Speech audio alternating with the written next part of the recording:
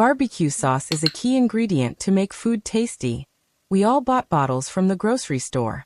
But, can you make it from scratch? Is it difficult? Actually, it's easy.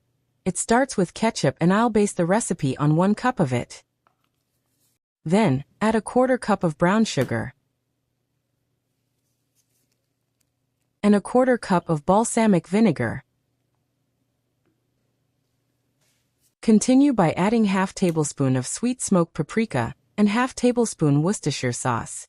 Finish with a 1/4 teaspoon of each, onion powder, garlic powder, and ground black pepper. Stir to blend all the ingredients. Then transfer to the stovetop. Bring to boil and simmer for about 5 minutes, until the sugar is dissolved. This is how easy it is. I like to make the quantity that I use at 1 meal. You can easily multiply for more. I'm going to show you the ingredients that I used. I want to emphasize how important smoked paprika is. It covers the overwhelming taste of the vinegar.